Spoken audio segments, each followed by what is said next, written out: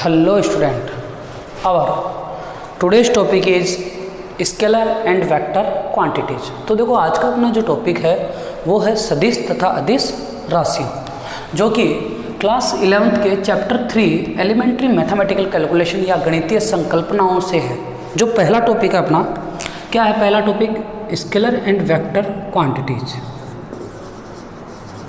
Scalar and vector. Scalar और vector क्या होता है बेटा? अदिश व तथा सदिश। हाँ, स्केलर मतलब अदिश, वेक्टर मतलब सदिश। तो नाम से पता चल रहा है स्केलर। स्केलर मतलब अदिश। अदिश का मतलब क्या होता है बेटा? कि ऐसी अदिश जिसमें दिशा नहीं हो, जिसमें दिशा नहीं हो। और सदिश, सदिश मतलब जिसमें दिशा हो, दिशा के सहित। दिशा मतलब डायरेक्शन। तो भाई ऐसी फिजिकल क्वांटिटियाँ जिसमें केवल मैग्नीट्यूड होता है, डायरेक्शन नहीं होती है, वो स्केलर कहलाती है। और ऐसी फिजिकल क्वांटिटियाँ जिनमें मैग्नीट्यूड के साथ साथ डायरेक्शन होती है, वो क्या कहलाती है? वेक्टर कहलाती है। क्लियर है यहाँ तक? तो ध्यान रखना कि those physical quantity which is represented by only its magnitude is known as scalar quantity, और those physical quantities which is represented by magnitude as well as its direction is known as vector quantities. तो अगर इसको हिंदी में बोले तो कि भाई ऐसी राशियाँ, ऐसी भौतिक राशियाँ जिन्हें व्यक्त करने के लिए केवल परिमाण की आवश्यकता होती है, अदिश राशियाँ कहलाती हैं। तो फिर सदिश, तो ऐसी भौतिक राशियाँ जिन्हें व्यक्त करने के लिए परिमाण के साथ साथ दिशा की भी आवश्यकता होती है, वे सदिश राशियाँ कहलाती है। तो इनके कुछ एक एग्जाम्पल भी होंगे। तो देखो एग्जाम्पल है, अदिश मतलब डायरेक्शन नहीं है। मतलब मैं बोलूँ कि एक पर्सन है जो 10 मीटर चलता है। मैं एक पर्सन है जो रोज़ 10 मीटर चलता है। मैंने बोला रोज़ 10 मीटर चलता है। कहीं पर भी इसमें कोई भी डायरेक्शन का रोल आ रहा है क्या? कहीं पर भी तुम्हें ऐसा पता चल रहा है नॉर्थ, साउथ, ईस्ट, वेस्ट किधर चल रहा है? कोई नहीं बोल रहा हूँ। जब मैं कोई डायरेक्शन नहीं दे रहा हूँ, मतलब कि अगर मैं बोलूँ 1-1 मीटर का वो बंदा 10 चक्कर भी पूरे करता है, तो वो 10 मीटर चला कि नहीं चला। मतलब उसने कितनी पाथ लेंथ कवर्ड करी, वो उसका डिस्टेंस होती है। वो उसकी क्या होती है? डिस्टेंस होती है। मतलब path length of the object is represented by the distance. ये डिस्टेंस हो गया। और डिस्टेंस कैसी क्वांटिटी है? डिस्टेंस एक स्केलर क्वांटिटी है जिसमें डायरेक्शन की रिक्वायरमेंट नहीं रहती। तो फिर सर वेक्टर कौन सी? तो देखो वेक्टर क्या होगी कि वेक्टर वो क्वांटिटी होगी, कौन? डिस्प्लेसमेंट। अब डिस्प्लेसमेंट क्या होती है कि जैसे एक पॉइंट ये और एक पॉइंट है, बंदा यहाँ से चला और सीधा इस डायरेक्शन में दूसरे पॉइंट तक चला गया। तो एक बंदा ए से चला और बी पर गया, किस डायरेक्शन में? East direction. तो यहाँ पर एक डायरेक्शन फिक्स कर दी उस बंदे की कि बंदा जा तो रहा है पर किस डायरेक्शन में जा रहा है? ईस्ट डायरेक्शन में जा रहा है। बंदा जा तो रहा है पर किस डायरेक्शन में जा रहा है? ईस्ट डायरेक्शन में जा रहा है, सीधा जा रहा है। तो यहाँ डायरेक्शन का कोई ना कोई रोल हो रहा है। तो यहाँ जो डिस्प्लेसमेंट है वो कैसी क्वांटिटी हो जाती है? वेक्टर क्वांटिटी हो जाती है। चलो बात करते हैं इनकी डेफिनेशंस की। तो सबसे पहले है स्केलर। तो स्केलर क्या होता है कि those physical quantity which is represented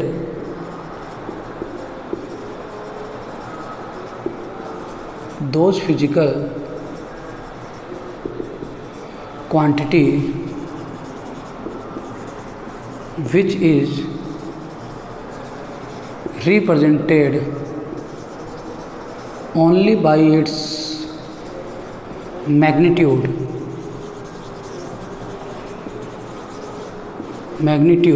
not direction is known as scalar। तो ऐसी फिजिकल क्वांटिटियाँ जिन्हें रिप्रेजेंट करने के लिए मैग्नीट्यूड की आवश्यकता होती है, डायरेक्शन की नहीं, अदिश राशियाँ कहलाती हैं। तो हिंदी में लिख लेते हैं, ऐसी भौतिक राशियाँ जिन्हें व्यक्त करने के लिए केवल परिमाण की आवश्यकता होती है, केवल परिमाण की आवश्यकता होती है अदिश राशि अदिश कहलाती है। अदिश कहलाती है। तो ये वाली राशियाँ होगी अदिश। तो इनके कोई ना कोई उदाहरण भी होंगे ऑफ कोर्स। तो देखो उदाहरण क्या है। तो एग्जाम्पल क्या क्या है इसका। एक तो एग्जाम्पल होता है डिस्टेंस। क्या एग्जाम्पल होता है? डिस्टेंस। डिस्टेंस मतलब दूरी। एक एग्जाम्पल होता है वेलोसिटी, सॉरी स्पीड। स्पीड को हिंदी में बोलते हैं चाल। ठीक है। एक एग्जाम्पल होता है इसका क्या? वर्क, हिंदी में बोलते हैं कार्य, और एक्सेट्रा एक्सेट्रा। बहुत सारी होती हैं। जैसे जैसे तुम फिजिक्स को पढ़ते जाओगे वैसे वैसे क्वांटिटी आज आती जाएगी। अब देखो आगे आता है वेक्टर।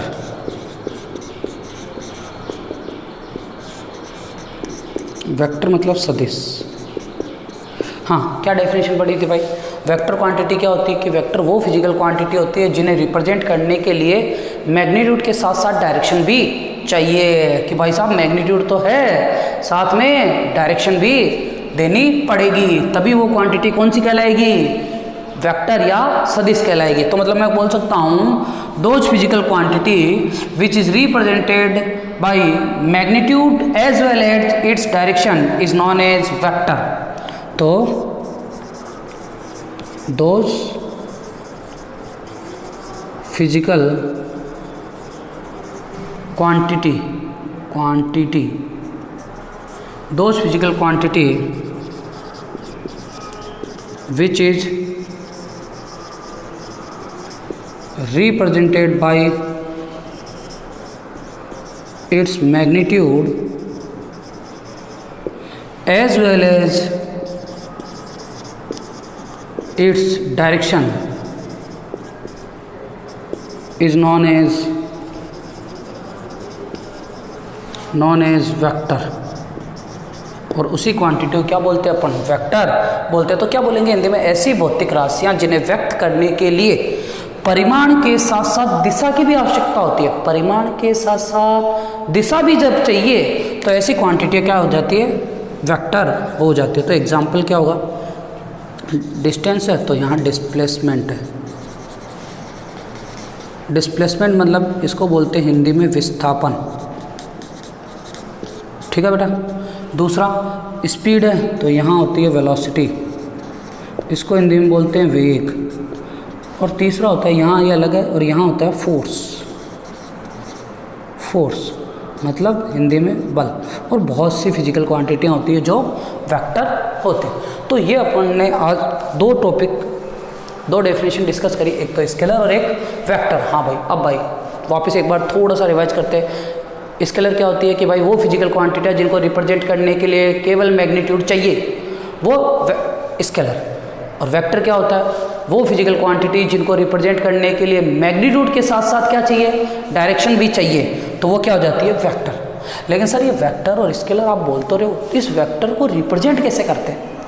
अब वेक्टर का रिप्रेजेंटेशन भी आना चाहिए कि अगर मैंने बोल दिया कि एक बंदा है वो 2 मीटर चल रहा है, 2 मीटर ईस्ट की ओर चल रहा है, तो उसको मैं रिप्रेजेंट कैसे करूँगा? उसको किससे रिप्रेजेंट करेंगे? वेक्टर क्वांटिटी से। पर कैसे? तो अगला अपना जो टॉपिक है वो है रिप्रेजेंटेशन ऑफ वेक्टर।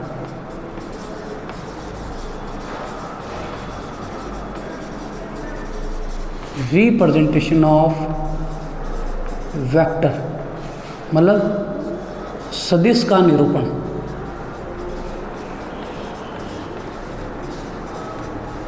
सदिश का निरूपण।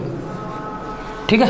अब देखो सदिश का निरूपण कैसे करेंगे कि भाई एक कोई फिजिकल क्वांटिटी है, एग्जांपल से लेता हूँ, वही मैंने बोला कि जिसमें तुम्हें डिस्प्लेसमेंट दे रखा है 2 मीटर टूवर्ड्स ईस्ट। अब मेरे को तो ये बताओ पहले, तुम्हें ये पता है क्या ईस्ट किधर है? नहीं पता। तो जब भी तुम बोर्ड के अकॉर्डिंग अगर नॉर्थ साउथ ईस्ट वेस्ट लोगे तो हमेशा ध्यान रखना इस पर मेथड काम करता है उल्टा 4। तो ये होता है नॉर्थ, ये होता है साउथ, ये होता है ईस्ट और ये होता है वेस्ट। और जब भी तुम बुक्स में देखोगे तो बुक्स में जब भी तुम देखोगे तो तुम कुछ इस तरीके से देखोगे इसको, नॉर्थ साउथ, ईस्ट और वेस्ट, ये बुक्स में तुम्हें इस तरीके से मिलेगा। तो नॉर्थ, साउथ, ईस्ट, वेस्ट, उल्टा 4, देखो नॉर्थ, साउथ, ईस्ट, वेस्ट, उल्टा 4, north, south, east, west, north, south, east और वेस्ट, इस तरीके से तुम्हें याद रखना पड़ेगा, उल्टा 4। ठीक है बेटा, तो ये ध्यान रखना जब भी अपन न्यूमेरिकल सोल्व करते हैं तो ये चीज़ याद रखना। अब देखो, तो 2 मीटर टुवर्ड्स ईस्ट, अब इस 2 मीटर को थोड़ा सा अपन इस तरीके से ड्रॉ कर सकते हैं, यहाँ से स्टार्ट करा, यहाँ पर एंड करा, तो ये मान लो लेंथ ले ली अपन ने 2 सेंटीमीटर, एज्यूम करना कि ये 2 सेंटीमीटर, या फिर इसको 10 मीटर एज्यूम कर लो, तो 10 मीटर तो ये 10 सेंटीमीटर तुमने बना लिया, और तुमने ये बोल दिया कि इसका जो स्केल है वो फिक्स कर ली कि 10 centimetre is equal to 10 metre. ठीक है, और यहाँ से ये स्टार्ट हुआ वेक्टर, यहाँ से क्या हुआ स्टार्ट, और यहाँ से वेक्टर क्या हो गया एंड। तो जहाँ से वेक्टर स्टार्ट होता है उस चीज़ को बोलते हैं टेल, हिंदी में बोले तो पूंछ, और जहाँ से वेक्टर, जहाँ पर वेक्टर ख़त्म होता है एंड होता है उसको बोलते हैं उसका माथा, हेड, हिंदी में बोले तो माथा, अबे और अच्छा वर्ड देख लो सिर। हाँ ठीक है, तो ध्यान रखना जहाँ तीर का निशान है, जहाँ तीर का निशान है वो उसका माथा होगा, सिर होगा। क्लियर है नहीं है? तो अगर मैं बोलूँ किसी भी वेक्टर को किससे रिप्रेजेंट करते हैं कि एक स्ट्रेट लाइन से रिप्रेजेंट करते हैं, और उस स्ट्रेट लाइन की जो लेंथ होती है, उस स्ट्रेट लाइन की जो लेंथ होती है वो किसको रिप्रेजेंट करती है, मैग्नीट्यूड को, मैग्नीट्यूड ऑफ वेक्टर। उस स्ट्रेट लाइन की जो लेंथ होती है वो मैग्नीट्यूड ऑफ द वेक्टर को डिटरमाइन करती है, क्योंकि 10 centimetre is equal to 10 metre, तो ये मैग्नीट्यूड को डिटरमाइन कर रही है। और जो हेड होता है वो उसकी डायरेक्शन को रिप्रेजेंट करता है, किधर जा रहा है, क्योंकि टुवर्ड्स द ईस्ट, और ईस्ट किधर है उधर, तो देख इधर डायरेक्शन आ गई। तो यहाँ से क्या लिखेंगे अपन कि a vector is represented by a straight line, straight line whose length is represent its vector, sorry its magnitude and arrow is represented its direction. Clear है नहीं है? तो एक वेक्टर को अपन किस तरीके से रिप्रेजेंट करते हैं, स्ट्रेट लाइन से, सरल रेखा से रिप्रेजेंट करते हैं या निरूपित करते हैं, जिसकी लंबाई उसके परिमाण को निरूपित करती है, तथा जिसका जो तीर का निशान है वो उसकी दिशा को निरूपित करता है। ठीक है भाई, एक एग्जाम्पल और ले लो। मैंने बोला एक्स है वो है 20 मीटर, किधर है, टूवर्ड्स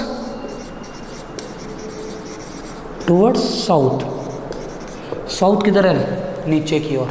तो नीचे अगर अपन मैं बोल देता हूँ 20 सेंटीमीटर, है ना, यहाँ से लेंथ ले ली मैंने 20 सेंटीमीटर, तो 20 centimetre is represent the 20 metre, मतलब 1 centimetre is represent the 1 metre. तो ये आ गया, और ये किधर की ओर जा रहा है, साउथ की ओर जा रहा है। तो इसका जो हेड है वो किसकी ओर है, साउथ की ओर है या नहीं। तो ये अपन ने इस तरीके से किसी न किसी वेक्टर को रिप्रेजेंट करते हैं by the help of straight line, जिसका स्टार्ट सिरा टेल कहलाता है और एंड सिरा हेड कहलाता है, और जो इसकी लेंथ है वो इसके मैग्नीट्यूड को रिप्रेजेंट करती है। तो यहाँ तक अपन ने पढ़ दिया रिप्रेजेंटेशन ऑफ वेक्टर। अब कल से कुछ डेफिनेशन स्टार्ट करेंगे इसके रिलेटेड, वेक्टर से रिलेटेड। ओके बेटा, तो आज के लिए थैंक यू।